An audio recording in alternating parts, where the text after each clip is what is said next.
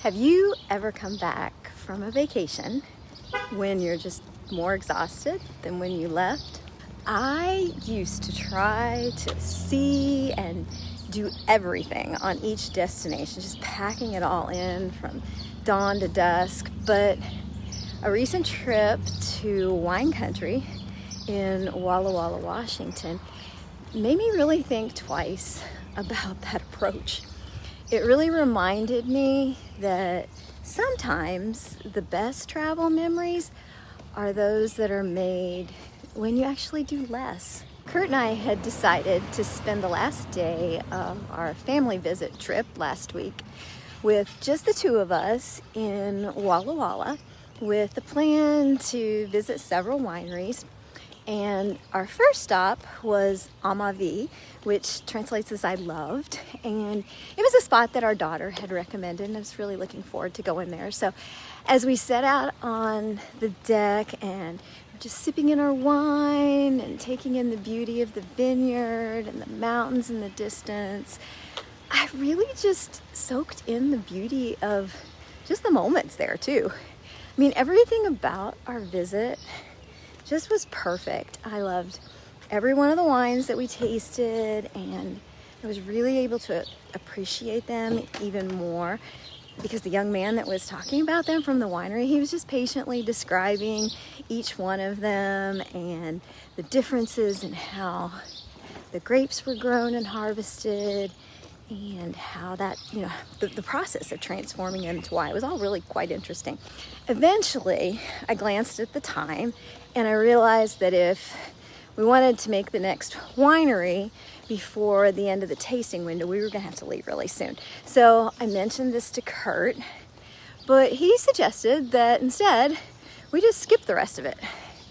And so at first I really hesitated about this because that voice inside my head that's conditioned to just get the most out of every moment, it was whispering to me that we'd be missing out if we didn't go to the other wineries. But I took a few moments to think about it. I looked around and just recognized that we really didn't need more, that this experience that we'd had there was already complete in and of itself. And so instead of rushing away, we were able to leisurely get ready for dinner, and we were even able to have time to wander into a little olive shop before our reservation. We had a whole lot of fun there, sampling all the vinegars that were paired with the infused olive oils. I had no idea how many delightful mixtures of vinegar and oil there could be, and we ended up buying several to bring home to put on. Use this just salad dressings and dipping fresh bread in, or even for marinades. So I'm looking forward to using those. Anyway, at one point, the woman that had been assisting us with the olive oils noted how that she intentionally limits the number of samples that she gives people to try because she's found that too many can overwhelm your taste buds. And it kind of struck me about how true that really was, and how well it really mirrored my thoughts earlier at the winery. The fact that fewer experiences can really lead to deeper enjoyment. Another example of this less is more approach came earlier in our trip. It was when we first landed in Spokane around noon, and we had planned to break up our 4-hour drive into Helena with a long hike. And I was really looking forward to stretching my legs after sitting on the plane for so long. But our grandson had a request in to take a short hike so that we could get there sooner instead. So we decided that we could do that. This turned out to be just what we needed. We hiked for about an hour on a really scenic trail that overlooked Lake Coeur, and we took a few moments at the top to just rest and sit there on the bench and watch the bald eagles soaring overhead. It was really lovely. And it actually was plenty of time to stretch, just breathe, reset, and it had the effect of recharging us without being draining before the remainder of our drive. One of the favorite parts of our trip was actually the simplest we spent a couple of really slow days at our son's Airbnb lake house. No agenda, no pressure to get anything done, go anywhere. We just paddleboarded, played ping pong and pickleball with the grandkids. Had plenty of time for just relaxed conversation in the shade of the trees. And it was really replenishing in a way that I know a packed schedule never could have been.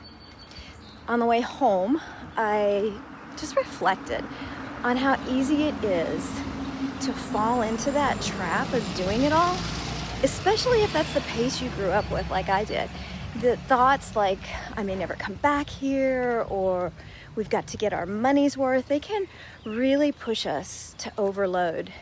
But this trip especially emphasized to me that in chasing more, we really do miss those quiet, magical moments that come from just simply being there. And if I think about it, even looking back over the years, I realize that some of my best and most memorable vacation moments, they weren't about sightseeing. They were more about connecting with others and soaking in the beauty of just wherever we found ourselves at that point in time. The days with fewer plans, they were the ones that gave us the space to feel and enjoy, the space for presence and laughter and rest. And doing less always allowed us to really relax and just fully enjoy what we were doing instead of rushing through it. So if you have a trip planned for later this year, I really hope you'll think about this video and build in some cushion to your days. Leave some space and allow for serendipity. And in that unplanned time, I really hope that you'll find this presence and that quiet magic that unfolds when you stop trying to do it all. Have you yourself had a trip somewhere where slowing down really made it better? If so, I'd love to hear about it in the comments, as well as any favorite ways to invite more rest and relaxation presence into your travels. If you've enjoyed this video, I hope that you'll take a moment to share it with others. And if you're looking for more tips on how to live with greater presence and more intentionality, be sure to hit that subscribe button as well.